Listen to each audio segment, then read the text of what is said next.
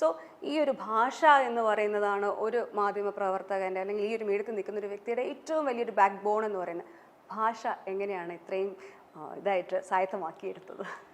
അത് പത്രം വായിക്കുക, അതോടൊപ്പം തന്നെ പുസ്തകങ്ങൾ വായിക്കുക, ഇതൊക്കെ ചെറുപ്പത്തിൽ എൻ്റെ അച്ഛനാണ് എൻ്റെ ഏറ്റവും വലിയ സപ്പോർട്ടർ എന്ന് ഞാൻ പറയുന്നത്. അച്ഛനില്ല, അച്ഛനാണ് എന്നെ എന്തെങ്കിലും ഞാൻ ആയിട്ടുണ്ടെങ്കിൽ അതിൻ്റെ full credit goes to him. കാരണം അച്ഛനാണ് എന്നെ വളർത്തിയത്. എൻ്റെ അമ്മ 5ാമത്തെ വയസ്സിൽ മരിച്ചതാണ്. അപ്പോൾ അച്ഛനാണ് അതിന് ശേഷം എന്നെ വളർത്തിയത്. മറ്റൊരു വിവാഹമൊക്കെ, അതായത് അത്രയും ചെറുപ്പത്തിലൊക്കെ ഒരാൾ ഭാര്യ മരിച്ചു കഴിഞ്ഞാൽ അടുത്തൊരു വിവാഹം കഴിക്കുന്നതിനെ കുറിച്ചൊക്കെ ആലോചിക്കും. എൻ്റെ അച്ഛനും ഒരുപാട് വിവാഹാലോചനകൾ വന്നിട്ടുണ്ടെന്നാണ് ഞാൻ മനസ്സിലാക്കുന്നത്. ഞാൻ തീരെ ചെറുതാണ്, 5-6 വയസ്സേ ഉള്ളൂ. അപ്പോൾ ആ സമയത്ത് എനിക്കതേക്കുറിച്ചൊന്നും അറിയില്ല. പക്ഷെ അച്ഛൻ എന്നെ വളർത്തുക, എന്നെ ഒരു മികച്ച നിലയിലെത്തിക്കുക എന്നൊരാഗ്രഹമായിരുന്നു അച്ഛന് ഉണ്ടായിരുന്നത്. അപ്പോൾ അച്ഛൻ്റെ ആ ഒരു ആഗ്രഹം എനിക്ക് കുറച്ചെങ്കിലും നിറവേറ്റാൻ പറ്റിയെന്നാണ് ഞാൻ കരുതുന്നത്. ഇന്നത് കാണാൻ അച്ഛനില്ല എങ്കിലും സന്തോഷിക്കുന്നുണ്ടാവും. അച്ഛൻ എന്തായിരുന്നു, എന്താ ചെയ്തിരുന്നത്? അച്ഛൻ ഭോപ്പാലിലായിരുന്നു നേരത്തെ ജോലി ചെയ്തിരുന്നത്. അപ്പൊ അവിടെ നിന്ന് നാട്ടിലേക്ക് വന്ന് കല്യാണം കഴിഞ്ഞ് പിന്നീട് തിരിച്ചു പോയില്ല. പിന്നെ നാട്ടില് കൃഷിയൊക്കെ ആയിരുന്നു. പിന്നീട് എന്നെ വളർത്തലായിരുന്നു പ്രധാന ജോലി. അപ്പൊ കൃഷി, വീട്ടിലെ കാര്യങ്ങളൊക്കെ നോക്കി അങ്ങനെയായിരുന്നു. അതിനുശേഷം അച്ഛൻ ഈ ഹോട്ടൽ മാനേജ്മെന്റ്, അതായത് എന്നെ വളർത്തുന്നത് ഞാൻ പറഞ്ഞു കഴിഞ്ഞാൽ ഞാൻ അത്യാവശ്യം ഭക്ഷണപ്രിയയാണ്. എനിക്ക് നല്ല ടേസ്റ്റ് ഉള്ള ഭക്ഷണം വേണം. അപ്പോൾ അത് ഈ അച്ഛൻ പഠിപ്പിച്ച ശീലമാണ്. അപ്പൊ അച്ഛൻ നന്നായിട്ട് കുക്ക് ചെയ്യും, നല്ല ഭക്ഷണം ഉണ്ടാക്കി തരും. സ്കൂളിലേക്കൊക്കെ നമ്മൾ ഈ പോയിട്ട് ഈ ചോറൊക്കെ പങ്കിട്ട് കഴിക്കുമല്ലോ, കറികളൊക്കെ. അപ്പോൾ ഈ അങ്ങനെ 2-3 കറികളൊക്കെ ഉണ്ടാക്കി തന്നോടെ എല്ലാവർക്കും കൊടുക്കേണ്ടതെന്ന് പറഞ്ഞാൽ എൻ്റെ ഫ്രണ്ട്സിനും കൂടി. അപ്പോൾ ഈ ഷെയറിംഗ് എന്ന് പറയുന്നതൊക്കെ അച്ഛൻ പഠിപ്പിച്ചതാണ്. അപ്പോൾ ഭക്ഷണം ആയാലും എല്ലാവരുമായിട്ട് പങ്കിട്ട് കഴിക്കുക, അങ്ങനെയുള്ള കാര്യങ്ങളൊക്കെ. അപ്പൊ അച്ഛൻ മരിക്കുന്നത് വരെ ആ ഒരു രീതിയായിരുന്നു. നല്ല ഭക്ഷണം ഉണ്ടാക്കും, അങ്ങനെ ഭക്ഷണത്തിലൂടെ ഒരാളുടെ മനസ്സിലേക്ക് കയറാൻ പറ്റും എന്നുള്ളതൊക്കെ അച്ഛൻ പഠിപ്പിച്ച കാര്യം കേട്ടോ. അപ്പോൾ അങ്ങനെയുള്ള കുറെ കാര്യങ്ങളുണ്ട്. അതിന്റെ കൂടെയാണ് ഈ പുസ്തകം വായിക്കുക, ഉറക്ക വായിക്കാൻ പറയുമായിരുന്നു. കാരണം അച്ഛൻ എന്തിനാ പറയുന്നത് വെച്ച് കഴിഞ്ഞാൽ അച്ഛൻ അടുക്കളയിൽ എനിക്ക് എന്തെങ്കിലും ഉണ്ടാക്കി തരുമായിരിക്കും. ഞങ്ങൾ 2 പേരും മാത്രമേ ഉള്ളൂ വീട്ടില്. എനിക്ക് വേറെ സിബ്ലിങ്സ് ഇല്ല, ഒറ്റ മോളാണ്. അതും ഒരു അൺനോൺ ഫാക്ട് ആയിരിക്കും അല്ലേ? അത് എനിക്ക് കണക്ട് ചെയ്യാൻ പറ്റാം, ഞാനൊരു ഒറ്റ മോളാണ്. അടിപൊളി. അപ്പൊ ഒറ്റ മക്കൾ തമ്മിലുള്ള സംഭാഷണം. അപ്പോൾ ഒറ്റ മോളാണ്. വേണമെങ്കിൽ ഒരു അനിയനൊക്കെ ഉണ്ടായേനെ അച്ഛൻ, പക്ഷെ സമ്മതിച്ചില്ല. അച്ഛൻ മറ്റൊരു കല്യാണത്തിന് തയ്യാറായില്ല അമ്മ മരിച്ചതിന് ശേഷം. അമ്മ അത്രയ്ക്ക് ഇഷ്ടമായിരുന്നു എന്നാണ് ഞാൻ മനസ്സിലാക്കുന്നത്. അപ്പോൾ ഈ അച്ഛനപ്പോൾ അടുക്കളയിൽ നിൽക്കുമായിരിക്കും, അല്ലെങ്കിൽ പുറത്ത് പറമ്പിലോ എവിടെയെങ്കിലും ആയിരിക്കും. അപ്പോൾ അവിടെ പോയി നിൽക്കുമ്പോഴത്തേക്ക് എന്നെയും കൊച്ചായിരിക്കുമ്പോഴേ കൊണ്ടുപോകും. അപ്പം അവിടെ വെച്ച് ഈ പുസ്തകമൊക്കെ ഉറക്ക വായിപ്പിക്കും. അതിനിടയിലാണ് പറഞ്ഞു തരുന്നത്. അപ്പോൾ ഈ വായിക്കുമ്പം ഇംഗ്ലീഷൊക്കെയാണ് ഉറക്ക വായിക്കുന്നതെങ്കിൽ അറിയാമല്ലോ, കുട്ടിക്കാലത്തൊക്കെ നമ്മൾ വായിക്കുമ്പോൾ പലതിൻ്റെയും പ്രൊനൗൺസിയേഷനൊക്കെ വളരെ തെറ്റായിരിക്കും. അപ്പോൾ അതൊക്കെ അച്ഛൻ പറഞ്ഞു തരും.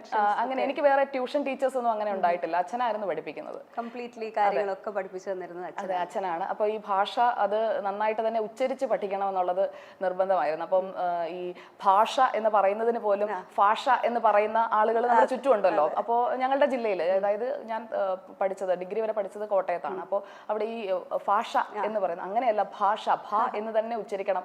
അങ്ങനെയൊക്കെയുള്ള ചെറിയ കാര്യങ്ങൾ ഇങ്ങനെ പറഞ്ഞു തരുമായിരുന്നു.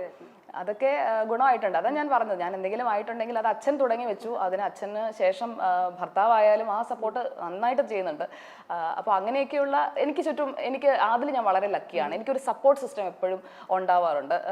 അതേക്കുറിച്ച് എല്ലാവരും പറയും, നമുക്ക് ഈ നെഗറ്റീവ്സിനെ കുറിച്ച് പറയുമ്പോൾ ഞാനത് പറഞ്ഞു, കുറേ നെഗറ്റീവ്സ് ഉണ്ട്. ഇപ്പോൾ വേണമെങ്കിൽ എനിക്ക് പറയാം അമ്മയില്ല അങ്ങനെ, പക്ഷെ ഞാൻ അതിലല്ല, ഞാൻ അച്ഛനുണ്ട്, അതിലാണ് ഞാൻ ഫോക്കസ് ചെയ്യുന്നത്. ഒന്നില്ല എന്നുള്ളത് വെച്ച് അതിനെക്കുറിച്ച് സങ്കടപ്പെട്ടിരിക്കാനാണെങ്കിൽ അതിന് മാത്രമേ പറ്റുള്ളൂ. പക്ഷെ ഞാൻ അച്ഛനുണ്ട്, അച്ഛനാണ് എന്നെ വളർത്തിയത്. അതിനുശേഷം ഇപ്പോൾ ഭർത്താവുണ്ട്, അച്ഛൻ മരിച്ചു, അച്ഛനും അമ്മയും ഇല്ല. ആ ഇല്ലായ്മയെ കുറിച്ചല്ല, എനിക്ക് ഭർത്താവുണ്ട്, 2 മക്കളുണ്ട്.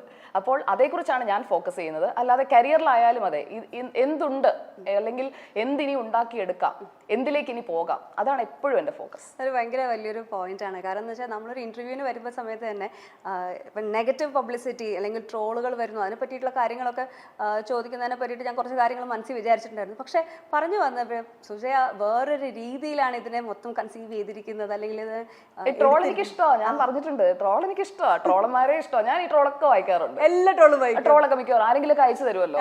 അപ്പോൾ ട്രോൾ ചെയ്യുമ്പോഴേക്കും ഞാനിപ്പോൾ ആലോചിക്കും, ഇതൊക്കെ കണ്ട് കുറച്ച് പേർക്കെങ്കിലും സന്തോഷം ഉണ്ടായിട്ടുണ്ടാവുമല്ലോ, കുറച്ച് പേരെങ്കിലും ചിരിച്ചിട്ടില്ലേ? തീർച്ചയായിട്ടും ഞാനും ചിരിക്കാറുണ്ട്. അപ്പോൾ നമ്മളെ കുറിച്ച് എഴുതുന്നത് കണ്ട് നമുക്ക് ചിരിക്കാൻ പറ്റുന്നുണ്ടെങ്കിൽ നമ്മൾ അവിടെ വിജയിച്ചു. ഈ കമന്റ്സ് ഒക്കെ വായിക്കാറുണ്ട്? കമന്റ്സ് വായിക്കും, എല്ലാം വായിക്കാറുണ്ട്, കമന്റ്സ് വായിക്കും. പിന്നെ അതുപോലെ തന്നെ ഞാനിപ്പോൾ ഫേസ്ബുക്കിലൊക്കെ, ഞാൻ സോഷ്യൽ മീഡിയയിൽ അത്രയ്ക്ക് ആക്റ്റീവ് അല്ല, എന്നാലും കുറച്ചുകൂടെ കൂടുതൽ ആക്റ്റീവ് ആകണമെന്ന് ആഗ്രഹിക്കുന്നുണ്ട്. അപ്പോൾ നിങ്ങളുടെയൊക്കെ ആയാലും വീഡിയോസിന്റെ ഒക്കെ കട്ട്സ് ഒക്കെ വരുമല്ലോ, മൈൽ സ്റ്റോൺ മേക്കേഴ്സിന്റെ ആയാലും ഒക്കെ കട്ട്സ് വരും, അല്ലെങ്കിൽ മറ്റ് ഇതിന്റെയൊക്കെ കട്ട്സ് വരും. അതിനിടയിലൊക്കെ കമന്റ്സ് വരും. അതുപോലെ തന്നെ ഞങ്ങളുടെ ഈ മീറ്റ് ദ എഡിറ്റേഴ്സ്, അതാണല്ലോ ഇപ്പൊ ചർച്ചാ വിഷയം. ഇപ്പൊ എന്നെ വിളിക്കാനുള്ള ഒരു കാരണം അതാണല്ലോ. അപ്പൊ അതിലെ എന്തെങ്കിലും ഒന്ന് അറിയാതെ പറഞ്ഞു പോയി, അതെങ്ങാനും അബദ്ധത്തിൽ തഗ്ഗായി പോയി കഴിഞ്ഞാൽ, അങ്ങനെയല്ലേ നിങ്ങൾ പറയുന്നത്, തഗ്. അപ്പൊ അങ്ങനെ തഗ്ഗായി പോയി കഴിഞ്ഞാൽ പിന്നെ അങ്ങ് എടുത്തിട്ട് അവരങ്ങ് ട്രോളന്മാർക്ക് ചാകര എന്ന് പറഞ്ഞു, വീണ്ടും അവളെത്തി എന്നുള്ള മട്ടിലാണല്ലോ. അപ്പോൾ അങ്ങനെയൊക്കെയുള്ള കാര്യങ്ങൾ അതൊക്കെ എന്ന് പറഞ്ഞു കഴിഞ്ഞാൽ കുറച്ച് പേർക്കെങ്കിലും നമ്മൾ പറയുന്നതിൽ, അതായത് ചിലതൊക്കെ വളരെ സീരിയസ് ആയിട്ട് ഞാൻ പറയുന്നതായിരിക്കും, അതും ചിലപ്പോൾ തമാശയാവും, പക്ഷെ അത് കുറച്ച് പേർക്ക് സന്തോഷം വരുന്നുണ്ട്. ഇപ്പൊ ഇരുന്ന് ഇന്റർവ്യൂ ചെയ്യുന്നവർ ഇത്രയും ചിരിച്ചില്ലേ, അപ്പൊ അത് നമ്മൾ ആ ഒരു സംഭാഷണത്തിൽ ആ ഒരു വൈബ് വന്നുകൊണ്ടാണ്. അപ്പൊ ആ ഒരു വൈബ് നമുക്ക് കൊടുക്കാൻ പറ്റില്ല. നമുക്ക് ചുറ്റുമുള്ള ആളുകളെ നമുക്ക് ചിരിപ്പിക്കാൻ പറ്റുന്നുണ്ടെങ്കിൽ നമ്മൾ ജീവിതത്തിൽ വിജയിച്ചു എന്നാണ് ഞാൻ അങ്ങനെ വിശ്വസിക്കുന്നത്. യൂഷ്വലി നമ്മൾ ജേർണലിസ്റ്റ്, നമ്മളിപ്പോൾ എന്റർടൈൻമെന്റ് ആങ്കേഴ്സ്, ന്യൂസ് ജേർണലിസ്റ്റ് വേറെ തന്നെ ഒരു കാറ്റഗറി തന്നെയാണ് പോകുന്നത്. ജേർണലിസ്റ്റുകൾ പൊതുവെ വളരെ സീരിയസ് ആയിട്ട് നിന്ന് ഇനിയിപ്പോ ചിരി വരുന്ന സിറ്റുവേഷൻ ആണെങ്കിൽ പോലും ചിരിക്കില്ല. ഞാൻ ഓണർ ചിരിക്കാറുണ്ടല്ലോ. അതാണ് ഇപ്പൊ ആ ഒരു സ്റ്റൈലൊക്കെ മാറി കാര്യമായിട്ട് ചിരിക്കുന്നുണ്ട്. എന്നെ ട്രോളാൻ വേണ്ടിയുള്ള പരിപാടിയല്ലേ എന്ന് ചോദിക്കുന്നുണ്ട്. ഈ ഒരു നിങ്ങൾ തമ്മിലുള്ളൊരു കാറ്റ് ഫൈറ്റ് എന്ന് നമുക്ക് പറയാൻ പറ്റില്ല, കാരണം ആണും പെണ്ണും ആയതുകൊണ്ട് ഡോക്ടർ അരുണിയാണോ? ഞങ്ങൾ ടോം ആൻഡ് ജെറി അല്ലേ? ടോം ആൻഡ് ജെറി ആ ഒരു ഗിവ് ആൻഡ് ടേക്ക് ഉണ്ട്. രണ്ടുപേരും വളരെ സീരിയസ് ആയിട്ടുള്ള ഓപ്പോസിറ്റ്, രണ്ടുപേരുടെയും പേഴ്സണൽ ആയിട്ടുള്ള പൊളിറ്റിക്കൽ സാധനങ്ങൾ അതിനകത്ത് വരുന്നുണ്ട്. രണ്ടുപേരും ഒരു സ്ഥാപനത്തിൽ വർക്ക് ചെയ്യുന്നുണ്ട്. പക്ഷെ എഗെയിൻ അത് കണ്ടു നിൽക്കുന്ന ആൾക്കാർക്ക് ഭയങ്കര രസകരമായിട്ട് തോന്നാറുണ്ട്. അല്ല, ശരിക്കും നിങ്ങൾക്ക് അത് ഇഷ്ടപ്പെടാറുണ്ടോ? എനിക്ക് വളരെ ഇഷ്ടമാണ്. ഞാൻ ഭയങ്കരമായിട്ട് എൻജോയ് ചെയ്യുന്ന ഒരാളാണ്. കാരണം എന്ന് വെച്ചാൽ അതിനകത്ത് എവിടെയോ ഒരു ഫ്രണ്ട്ഷിപ്പ്, ഒരു സ്നേഹവും കൂടി എനിക്ക് ഫീൽ ചെയ്യാം. എവിടെയോ അല്ല, ശരിക്കും ഉണ്ട്. ശരിക്കും പറഞ്ഞു കഴിഞ്ഞാൽ ഞാൻ 24ലേക്ക് വരാനുള്ള ഒരു റീസൺ എന്ന് പറഞ്ഞാൽ, ഞാൻ നേരത്തെ കുറെ റീസൺസ് പറഞ്ഞല്ലോ, ഒരു റീസൺ ഡോക്ടർ അരുൺകുമാർ. അതെ, കാരണം നമുക്കൊരു അപ്പുറത്തൊരാളുണ്ടെങ്കിൽ, ചില നടന്മാരും നടിമാരും ഒക്കെ പറഞ്ഞു കേട്ടിട്ടില്ലേ, അപ്പുറത്തൊരാളുണ്ടെങ്കിൽ ആ ആക്ഷന് റിയാക്ഷൻ കൊടുക്കാനായിട്ട് നമുക്ക് പറ്റും. അപ്പോൾ എനിക്ക് ശരിക്കും പെർഫെക്റ്റ് ആയിട്ട് എനിക്ക് റിയാക്ഷൻ കൊടുക്കാൻ പറ്റുന്ന ഡോക്ടർ അരുണിനാണ്. തിരിച്ചും അങ്ങനെയാണെന്നാണ് ഞാൻ കരുതുന്നത്. അടുത്ത ഇന്റർവ്യൂവിന് ഡോക്ടർ അരുണിനെ വിളിക്കണേ. തീർച്ചയായിട്ടും. അപ്പോൾ ആ ഒരു ഗിവ് ആൻഡ് ടേക്ക് വരുമ്പോഴേക്കും അത് ഇതുവരെ മലയാളം ന്യൂസ് ചാനൽസിൽ കണ്ടിട്ടില്ലാത്തതാണ്. അപ്പോൾ ഈ മീറ്റ് ദ എഡിറ്റേഴ്സ് എന്ന് പറഞ്ഞ ഷോ കൺസീവ് ചെയ്യുമ്പോൾ ആൻഡ്രോ സാറും, ഞങ്ങളുടെ MD ആൻഡ്രോ സാറും, അതുപോലെ തന്നെ നെറ്റ്വർക്ക് പ്രസിഡന്റ് അനിൽ അയ്യൂരും ഞങ്ങളുടെ ആ ഒരു എഡിറ്റോറിയലിന്റെ ഭാഗമാണ്. ഡിസ്കസ് ചെയ്യുമ്പോഴേക്കും ഇങ്ങനൊരു ഷോയെ കുറിച്ച് പറയുമ്പോൾ എല്ലാവർക്കും ആദ്യം ഒരു ടെൻഷൻ ഉണ്ടാവുമല്ലോ. എനിക്ക് ആ ടെൻഷൻ ഇല്ലായിരുന്നു. കാരണം ഇതെന്ന് പറഞ്ഞ ഒരു പ്ലാറ്റ്ഫോം ആണെന്നുള്ളതാണ് ഞാൻ അന്നേരം മനസ്സിലാക്കിയത്. കാരണം ഇങ്ങനെ ഒരു പ്ലാറ്റ്ഫോം മലയാളം ന്യൂസ് ചാനൽസിൽ ഉണ്ടായിട്ടില്ല. കാരണം നമ്മുടെ എന്താണോ പേഴ്സണൽ പൊളിറ്റിക്സ് എന്താണോ, നമ്മുടെ വ്യൂ പോയിന്റ് എന്താണോ, അത് ഓൺ എ ഗിവൺ സബ്ജക്ട് നമുക്ക് പറയാൻ പറ്റുന്നു. നമ്മുടെ ഒരു നിലപാട് പറയുന്നു. അപ്പൊ അതും എന്നെ കളിയാക്കാറുള്ളതാണ് കേട്ടോ. നിലപാട് ഞാൻ മാറ്റില്ല, അത് എനിക്കുള്ള ഒരു ട്രോളാണ്. അപ്പോ അതൊക്കെ എന്ന് പറഞ്ഞു കഴിഞ്ഞാൽ നമുക്ക് കൃത്യമായിട്ടൊരു ഒരു വാതിൽ തുറന്നു കിട്ടുകയാണ്. അതായത് ന്യൂസ് ചാനൽ മേഖലയിൽ ഒരു പുതിയ ലോകത്തിലേക്കുള്ള ഒരു വാതിൽ തുറന്നിടുകയാണ് മീറ്റ് ദ എഡിറ്റേഴ്സ് എന്ന് ഞാൻ ഇന്ന് പറയും. ഇത് ചിലപ്പോൾ ഒരു 5 വർഷം കഴിയുമ്പോഴത്തേക്ക് നിങ്ങളൊക്കെ പറയും അന്ന് വാതിൽ തുറന്നിട്ടത് ഇതാണ്. ചാനലിലെ പെൺപുലി എന്ന് തന്നെ നമുക്ക് സുജയ പാർവതിയെ പറയാം.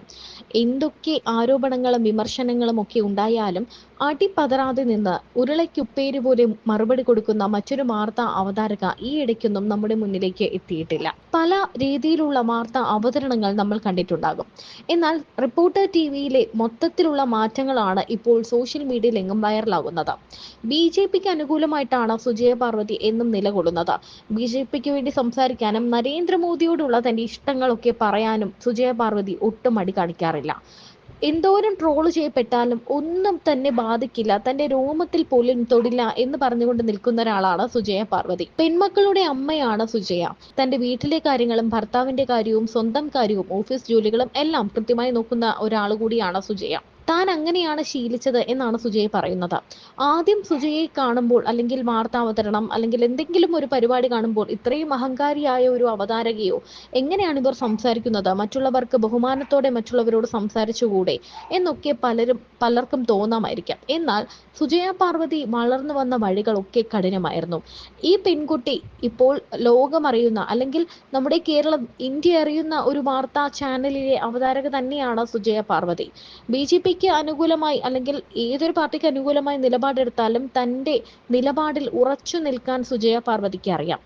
അച്ഛൻ വളർത്തിയ ഒരു പെൺകുട്ടിയാണ്, ഒരു മകളാണ് സുജയ എന്നതാണ് സത്യം. അച്ഛൻ ഇഷ്ടത്തിനൊക്കെ ആഹാരങ്ങളൊക്കെ ഉണ്ടാക്കി കൊടുത്ത് കൃഷിക്കാരനായ അച്ഛന്റെ ഒപ്പം ചാരെ തോളിൽ നടന്ന ഒരു സുന്ദരി മകൾ തന്നെയായിരുന്നു സുജയ പാർവതി. ആ സുജയാണ് ഇന്ന് ഈ നെറുകയിൽ നിൽക്കുന്നത്. ഒരുപാട് കഷ്ടപ്പാടും ബുദ്ധിമുട്ടും ഒക്കെ അറിഞ്ഞ് 5ാം വയസ്സിൽ അമ്മ നഷ്ടപ്പെട്ട ഒരു കുട്ടി കൂടിയാണ് സുജയ. ആ സുജയെ വളർത്തിക്കൊണ്ടുവന്നത് അച്ഛനാണ്. അച്ഛന്റെ സ്നേഹവും സംരക്ഷണയും ഒക്കെ അറിഞ്ഞ് ആ കരുതലിൽ വളർന്ന ഒരാളാണ് സുജയ പാർവതി.